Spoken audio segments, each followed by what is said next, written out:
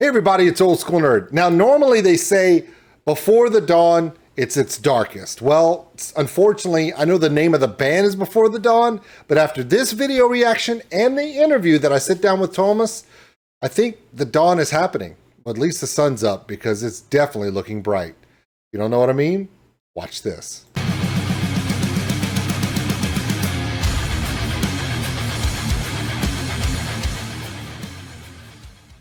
For those who don't know the history of this band, take a deep dive into what's going on. Look up Before the Dawn, you'll see stuff going all the way back. To back before, the year was 20, and then it had a 20. Whether it be 2023, 2022, 2020. No. Got to go back further than that, okay? Before the Dawn has been around a long time, and they took a hiatus for 10 years. And now, through a series of perfect little storms, they're back. The new album is incredible. It's coming out. Got to check it out. And I'm going to talk to Tuomas, the drummer from Before the Dawn, and one of the original members here right after this reaction. First up, let's react to from Napalm Records. This is called The Dark. Now, I want you to pay attention to something. For those OG Before the Dawn fans, you're going to notice something. The new singer has a tone captivating. You may notice him because he's sung some of the greatest songs from this band on The Voice. Yeah, he's one of those singers. Yeah, he can sing anything. Like a phone book, you know, or an instruction manual. Don't believe me? Watch this. Napalm Records!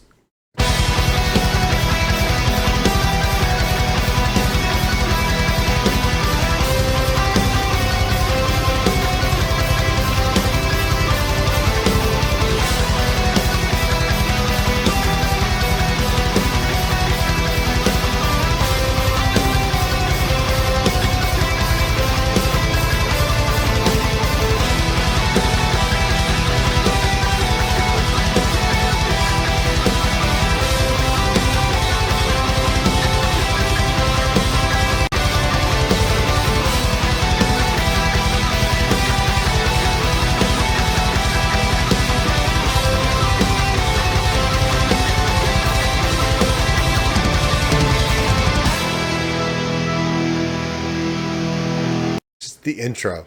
Now, I haven't seen The Dark yet, but I have listened to a couple of the other ones from this album coming up. And here's the thing. You know how most bands do like harsh vocals and then they'll do beautiful melodics, you know? Or they'll do like, you know, they'll do all this harsh vocal and then they'll do something really beautiful melodic for the chorus. Watch this.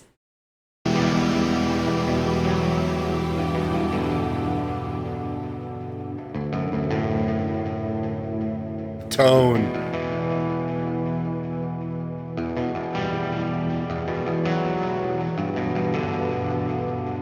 The lull, the anticipation, the storytelling, it's everything.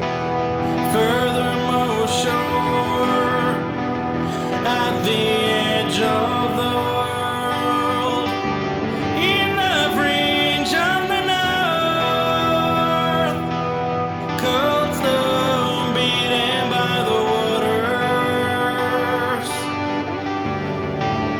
warmed by the waves.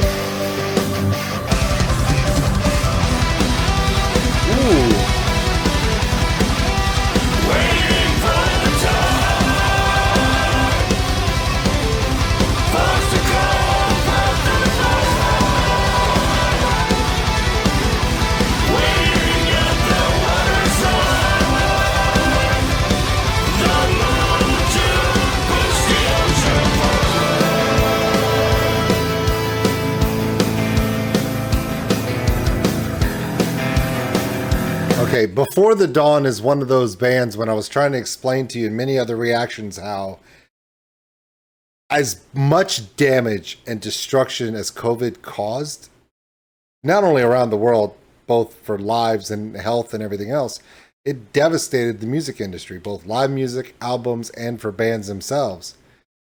But then at the same time, something unique happened. It forced bands to reevaluate everything. And from those ashes comes Before the Dawn, and they're back. And if you love some of the stuff before, some of the stuff is extremely fast, some of it's very heavy.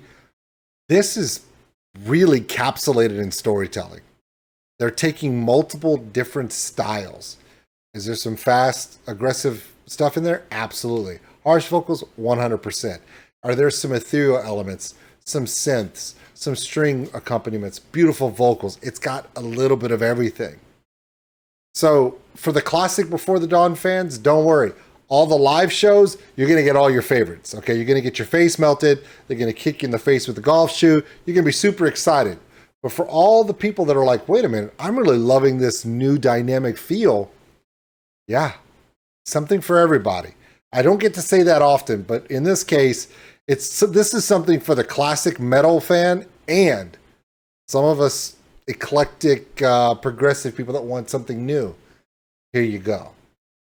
We'll talk more to Tuomas after this reaction, but let's let this thing finish out. Enjoy this, because this is great storytelling right here. The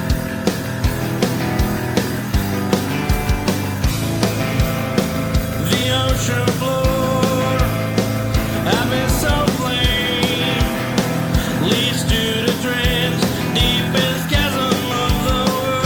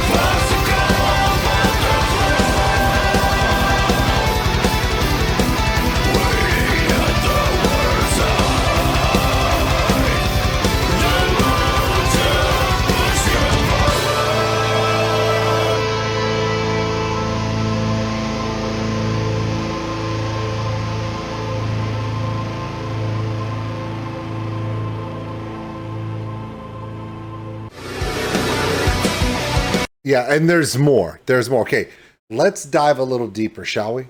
Okay, now it's time for us to get in and let's enjoy a one-on-one interview with Tuomas, an OG member of this band. He'll explain what brought all this about, his focuses, what he's excited about, what he's trepidatious about, and how exciting it is for him to have Before the Dawn come back after 10 years being away. Are you ready? Well, you're not, but I'm doing it anyway. Hey everybody, my name is Old School Nerd. Welcome in, and today I have the honor and the privilege of talking to one of the OGs, Tuomas, from Before the Dawn. And we're going to ask him all these amazing questions that you've been asking me this week because you knew I was doing this. I didn't know he was coming as a Batman and kind of scared of it. So let's get started.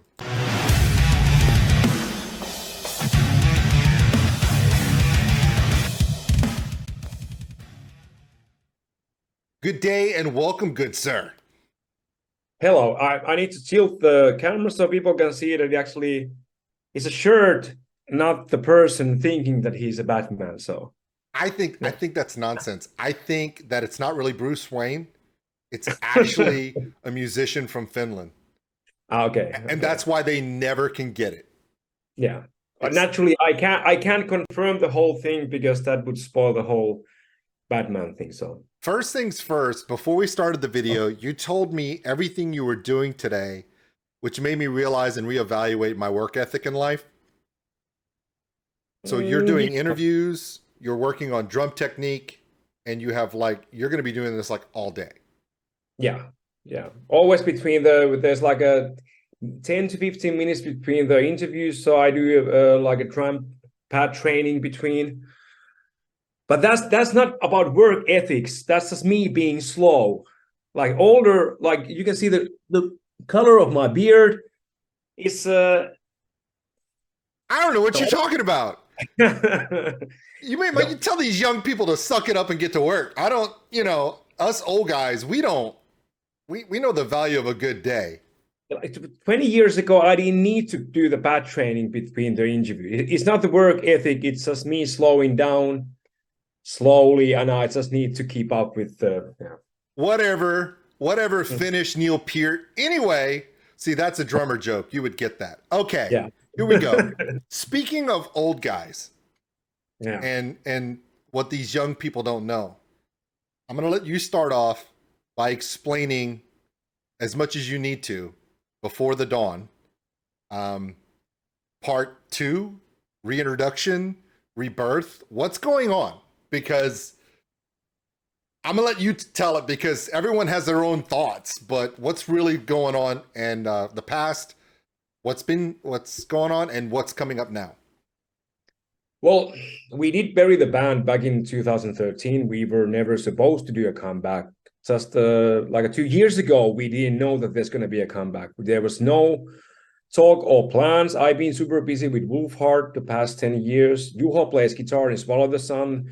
I've actually coming back to North America in September, I think. Everybody, both me and Juho are being super busy, and all the schedules set, and it didn't fit to any of the plans and anything. But then accidents started to happen. Happy accidents. Happy accidents. We've had enough bad crap the last 3 years. This is a good one, and we're good with it. I think one big thing was the pandemic.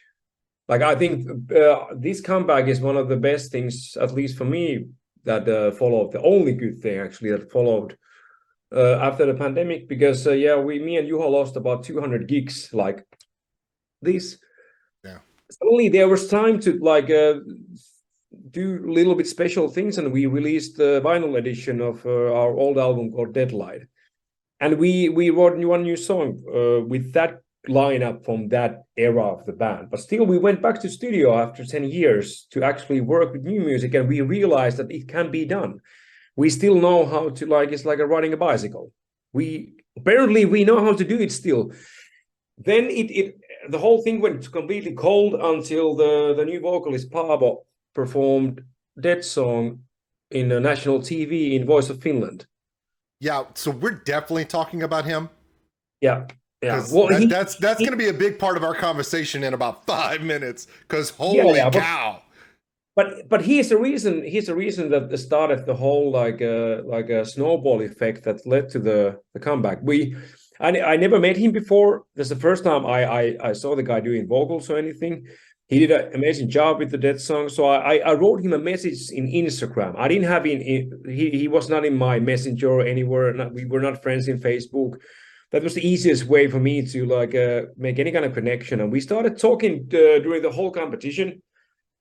When he was done with the finals, I suggested maybe we could try and do some music together. Clearly your voice fits for my guitar riff writing stuff. So I had some ideas, and we could just try them out, and you can use them in your solo career or something. I just like to make music. We went to studio. We got the song recorded. I have the final mix in my car. I'm driving home from the studio, and then it clicks me, fuck, this sounds like Before the Dawn. And then during the same car ride, I was phoning to Juho, the bass player that was in the final lineup. Even the sound engineer that used to do all our gigs in Finland, the label boss from Finland, everybody who was in the inner circle of the band, like still 2012 or 13, like, I got this weird idea and I have this song. Can you check the song out and tell me, am I going crazy or what? And everybody was like, nah, that makes sense. This sounds like Before the Dawn. Like, I'm in. Everybody, like, one after another. So that's how the whole comeback happened. It's not a comeback. It's not a comeback, but at the same time, it's like, I'm noticing this a lot. So many bands, like you said, your band and so many other bands suddenly were out of work. No place to share their art. I mean, you could put it out on YouTube, but you couldn't play in front of people. You had limited interaction. And if you're not playing in front of people live, the feel's not there. Yeah. Through all of that, now we're seeing bands come up with some of their best stuff ever. Because when you take it away from them, there's a fire. There's this need to share something personal. And some of the, I mean, it's not just Before the Dawn. There's a lot of bands who are considered the OGs of the genre. Like, you know what I'm talking about. Coming out with fresh ideas, fresh lines, fresh, inspiration, and it's some of their best stuff ever. My thought about the whole Stormbringer was when I saw that you guys were on Napalm, and I was like, oh, this isn't just kind of a one-off, gonna go play a couple shows in Finland. This was like, because I saw you guys release some of these performances, some live performances on Wolfheart's channel. Yeah. That was the story. It's like, wait, is Before the Dawn coming back? Because it was on your other band's channel, kind of just testing waters, seeing and we were like, wait a minute. This is but that's a new song. This is and then was it like 3 months ago, the first video comes out, you have Destroyer come out, then Chains, and it was Before the Dawn. Like you said, it sounds like Before the Dawn. There was something different. There was something, not just, okay, this is where the whole Paavo thing comes in. That freaked me out. Because as you take the deep dive into classic Before the Dawn, what we love, one thing that's really different is the arrangement of harsh vocal, melodic vocal. You always had it. But something you guys are doing in the new album that is very unique is you're doing, instead of doing harsh vocals for the verse and kicking into a melodic for the chorus, you're inverted. Paavo does these amazing melodics, and then he kicks into the harsh, and you're like, it's almost backwards from everyone else, but it's so refreshing. He has such a spirit about him that makes you believe like he is such a wonderful, soft, loving person. But when he kicks into his harsh vocals, it becomes so guttural, so personal. You're in. And it was like, wow. And normally when I see you and of course past members do your vocals and stuff, and then I just see you sitting in the back just throwing. And I'm like, well, Tuomas he's just, oh, okay. So he's just back there just kicking it. And I'm just like, all right, this is something different. This is something new. Tell us more about when you come together with this new album, those first few performances that you did, kind of testing the waters. What did that feel like? Especially with how everything, taking a break for so long. It was scary. It was the most scary and stressful gigs that I've ever played. Which is funny, because you've played a lot of gigs.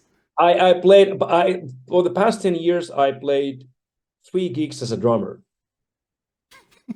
And that's my other band, Dawn of Solace, which is so much easier and slower stuff with the drums. Even like a monkey could basically play that and still survive.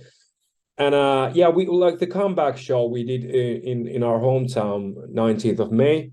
That was at the same time the best gig I ever played, but also the most horrifying one, because last gig was like 11 years ago, like a proper gig. We knew that there's a lot of expectation from the fans. They don't want to see us making it through. They want to see a great concert after 11 years. We had the brand new backing tracks. Like there were so many variables. That was the first gig we played with Paavo. Like 1,000 things could have gone wrong. And I used to work as a stage manager for over 10 years. I know how things go wrong. I've seen, like, it's not because I can go like, the more you know, the more it hurts, because I've seen all the 1,000 ways how you can fuck up a gig that is not even in your hands. And of course, we need to like walk past that minefield, but then I needed to be good enough drummer suddenly to pull off a 75-minute headliner show as a drummer. No problem. No problem. There was a tiny problem. There was not. It went super well, but I needed enough as a guitar player and growling vocalist. I've been doing that for 20 years. I don't get scared of going on stage. I know what to do and how to get it done. This was in a completely new environment. And not if I would have like a new band and we play our first show is a different thing. It was a big comeback show. We had a lot of camera guys there. There was of course a lot of fans. There were some people in North America, Scandinavia, Central Europe, East Europe. You don't want to fuck that up. That's the people are waiting to have a huge experience, not just a regular show. So yeah, that was terrifying. Letting you know now, you didn't fuck that up, by the way. I did not. Because you recorded, it's recorded. It's already, a lot of it is up on YouTube. I wanted to see, because I could talk about an album and everything else, but we're in the middle of festival season. You guys have already played, 4 or 5 shows, throughout Europe, but a lot of it is in Finland. You have 3 Finnish festivals just in the next couple weeks? Two left? Okay. And I know you're going to the UK. You're going to the UK coming up soon. It's on the schedule at least. I don't know if they told you. But here's the thing. You have a very unique position where, okay, you've switched instruments that people know you as. Okay, you're committed. No problem. It's Tuomas. He's going to play the drums. It's going to be fine. I mean, he played the whole first album. It's fine. He Dave Grohl'd the first album. We're good. But how much into your brain was like, okay, the old fans, how are they going to accept the new music, new vocalist? Are they waiting to hear the old stuff? Because you have, bands who have been around for a while, who have established themselves, like you said, it sounds like Before the Dawn. A lot of bands don't ever get to say that, because if you're a new band and you're rolling out something new, it's new, but you do have the past.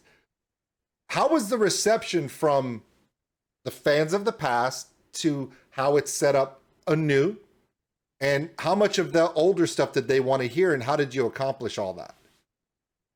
Well, we are currently playing songs from every album anyway. So it's that's one of the crucial things for us to do the comeback, was that we knew that Paavo is able to do the old stuff. He did one of our biggest songs in national TV. Like, everybody in Finland saw that guy can do all the vocals in Before the Dawn. So, and of course we needed to do a comeback in a way that we can play any song from any album. Not that we need to be like a narrowed, and we actually started the first show with the first song ever released that is 20 years old now, just to show the fans that we can do the oldest, and the second song was Destroyer. So we played the first and the latest song in a row. And I think that was the only way to do it, because of course we have there's kind of 4 different versions of Before the Dawn anyway. There's the first 2 albums. There was Panu in the clean vocals, completely different sound than Lars. Then there was 4 albums with the. Wait, give me a second. No, go ahead. No. Somebody at the door, and the dogs are going crazy. No, wait, I'm a dog owner. Go for it.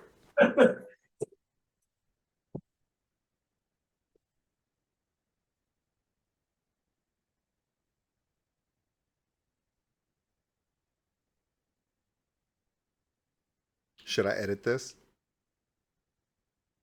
Nah, we'll leave it in for the Patreon, but I'll edit this part for the YouTube one. It's just being polite.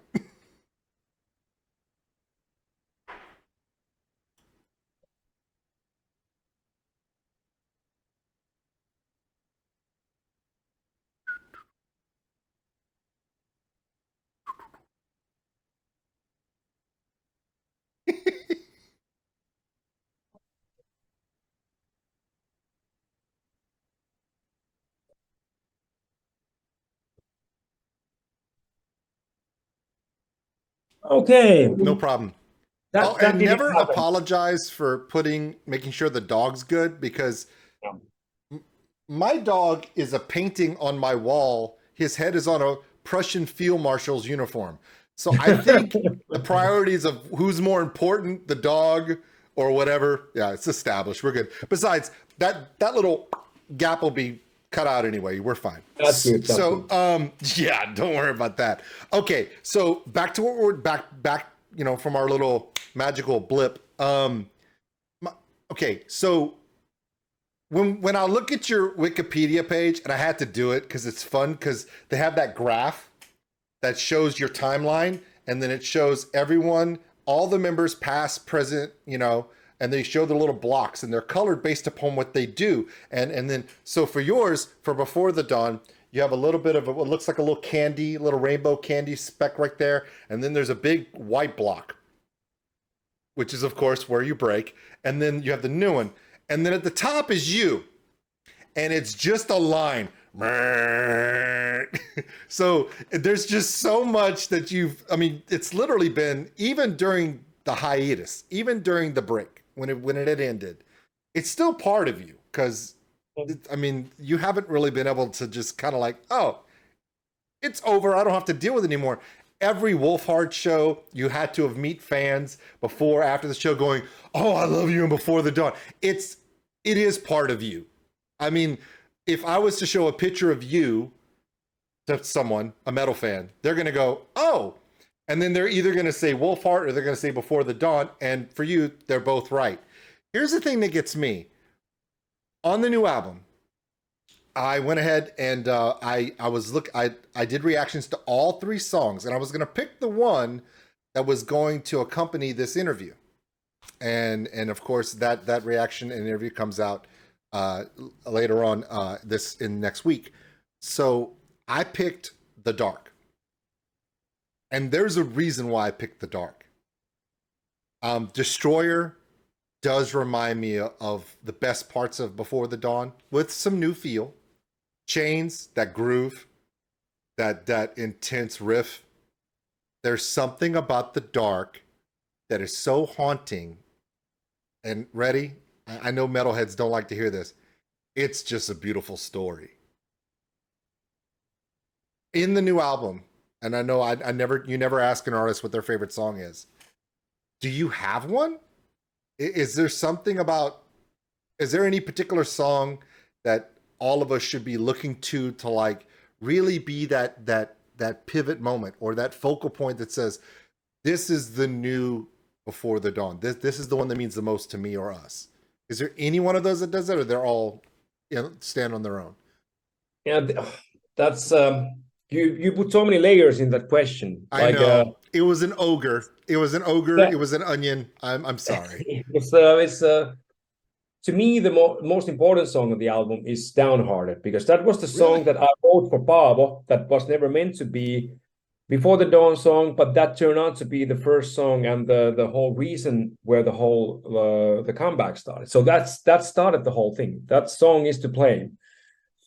But if I would need to recommend a song for a listener, I would choose The Dark also. That almost made it as a first single, but we wanted to save that as third in the end. But I think that shows the band the best way. I agree in only one sense. If you go back to 2012, or if you even go back even further than that, metal, and I'm talking about all the genres, because now it's a giant bag of Skittles, every type of metal you can imagine, right? From funny, hilarious stuff to extremely dark and brooding to storytelling. And to me, the dark is the best storytelling because it shows the versatility. It has that great story arc in it, both musically and vocally. To me, the dark just captured me when the first time I saw the video or heard it, I could close my eyes and the music can bring me to those places without even knowing the lyrics at all. So both musically and vocally, it just had so many different aspects that creativity, the storytelling, that's my favorite part about metal. When you could tell a story in metal and not just harsh vocal, see how loud we can go, see how fast we can play. Yeah, great. Do that, but can you tell a story? And that one was just a mythological journey for me. I enjoyed the hell out of that song, so I could see why you would say that. Live, which one's the hardest one to play live? You know, having to sit back there and really put in those long hours now as a drummer. Which one's the hardest one to really tackle? It used to be Wrath, just like that was what I was stressing most about of all the songs for the comeback show. Now it goes really smoothly. I haven't played that fast kind of like a stuff for a while, but now trying to learn the songs from Rise of the Phoenix album. That's is proving another challenge. Like songs like Beast Black Universe with the blast beat is like 240 beats per minute, which is not much in this extreme drumming times. But with my technique, the way I play, I hit way too hard, considering how fast I will need to go. So it's trying to pull back the fact, because I'm a drummer too, but I do mainly hand percussion. When you want to go fast, you want to go consistent, you have to come back. When you want to go big, you want to go emotional, which means you hit harder, but it can throw your timing off. And I guess with that blast beat, it's not just being able to do it, but being able to sustain it, keep time, be disciplined, because if you don't, you're just hurting everyone else. And that's a big weight on a drummer. And every video that I've seen of the live stuff, you guys are killing it. You really are.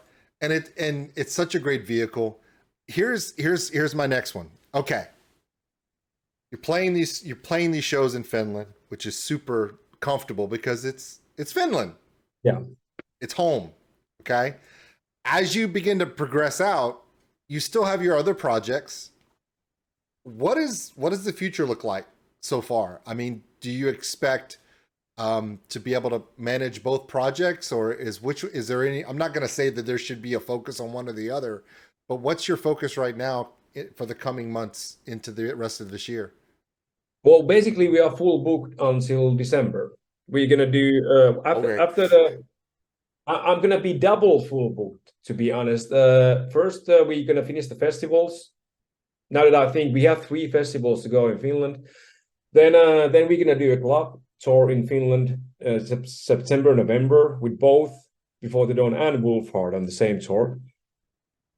But that's in Finland. When you are touring in Finland, you only do weekends. We only do Friday and Saturday. That's pretty easy. November, we're gonna do 25 gigs in Europe with no day offs, with both Wolfheart and Before the Dawn on the same tour. Normally, I'd say you're crazy, except Hans Plotz did it just a few weeks ago because he had his project, The Dark Side of the Moon with Melissa Bonney, opening for Feuerschwanz. And I said, dude, you're going to die. And he goes, it's just this many dates. I just have to get through this many dates. And then you're telling me this, and I'm like, well, wait a minute. At least one of the sets, you got to play drums the whole time and no days off, 25. Okay. So if Tuomas dies, we know what happened on that one. Yeah. Wow, that's a lot, dude. That's impressive or very foolish. We'll find out at the end of that run. Okay. Last question, because you got to get back to and check on the dog. Okay. This is my thing. The metal culture and metal music as a genre and how you get your stuff out has changed so much in 2012. Being a part of Wolfheart, you've seen the progression, you've seen the evolution of how things are going. But now the options that your music is going to be seen globally, a lot more globally. There are metal fans in India, Australia, South America, and here in North America that are dying for the European metal bands to come around. And I know touring is chaotic, it's crazy, it's stupid expensive.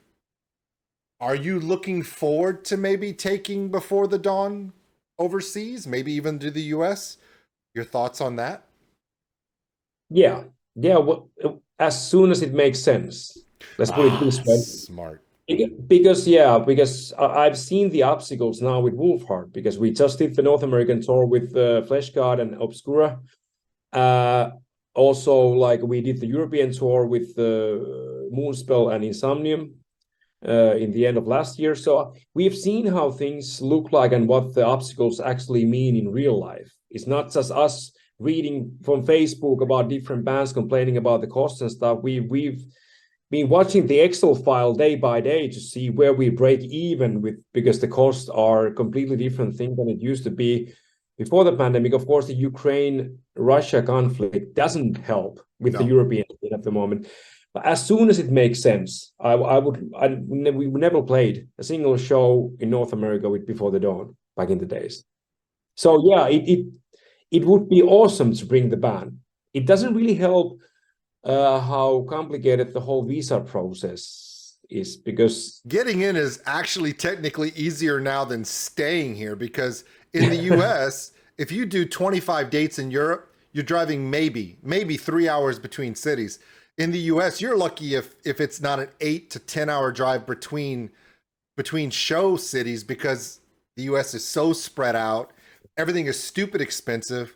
I speak to bands that come through, even bigger bands. And it seems like bands, if you're on a tour, and I talked to Vlad from Ginger when they came through with Malevolence, and they did a US tour, and you got to get together and work as a big group to just kind of make it work. You can't really go in with it's going to be, because you'll get eaten alive over here just in food.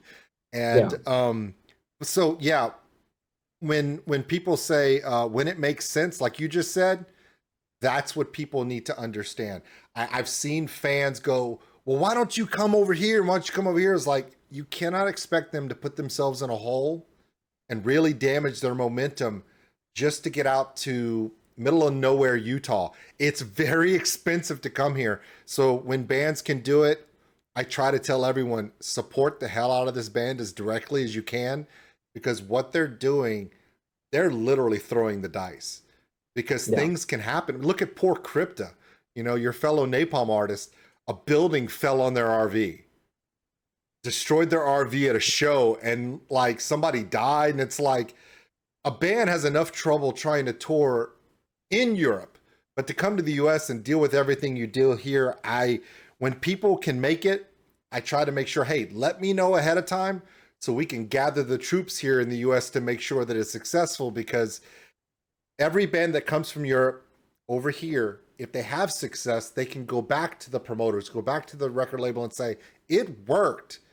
It can work. Let's, it is scary. And I wish you and the guys, of course, not only Before the Dawn, but of course Wolfheart as well, all the traveling mercies, safety, blessings as you tour this year in Europe.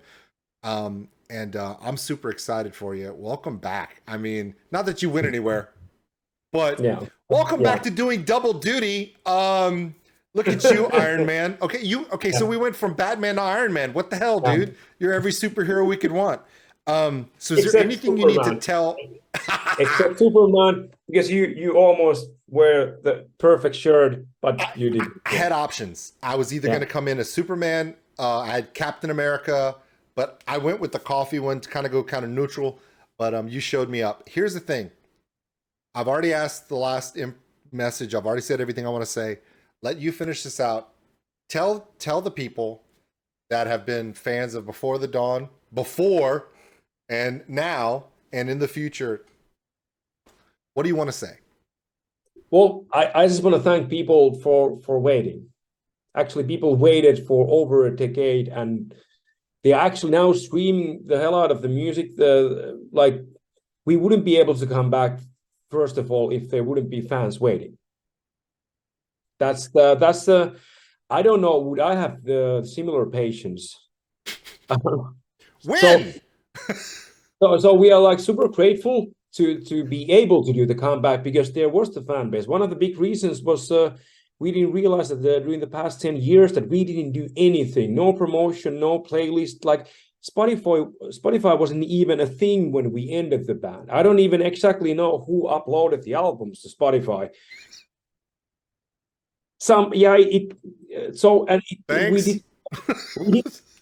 We did like 40 million streams in the background with nobody doing anything. So people kept the music alive, and those kind of statistics had to play a big role for a label like Napalm because they want to do money. Of course, they are their job, their they business. are music lovers and everything, but that's the business side of the music business. They don't want to get their hands dirty in a band that doesn't show any kind of statistics that could actually lead into album sales. So yeah, fans are a big part of the comeback because they kept the numbers up and they kept the music alive.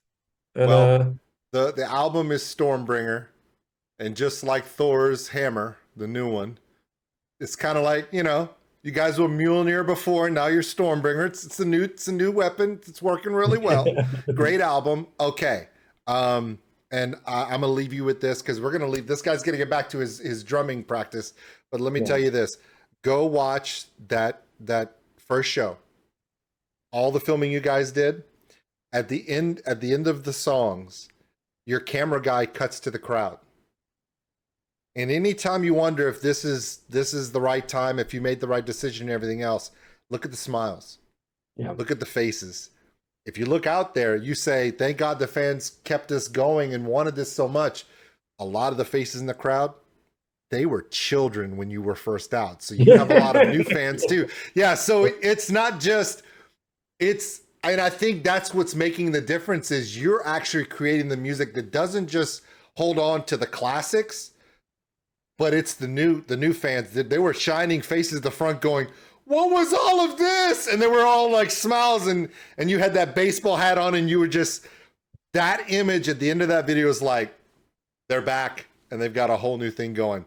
Everyone, my name is Old School Nerd and this is Tuomas, the drummer. And I guess we're not going to say the leader. I mean, we're going to say the OG.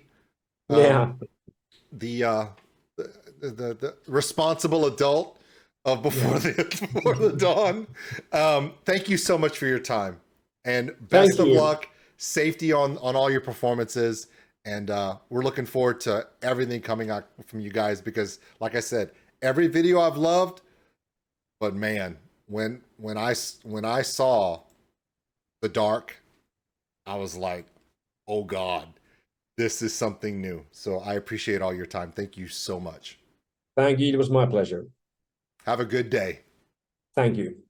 Thanks for watching, everybody. If you enjoyed this video, give us a like. It really helps the channel grow. Also, if you want to subscribe, right there. Big thank you to all my Patreons out there. We appreciate everything you do. If you want more content like this video, check them out above. Remember, love one another, take care of each other. We're all stuck on this mud ball together. We'll see you later.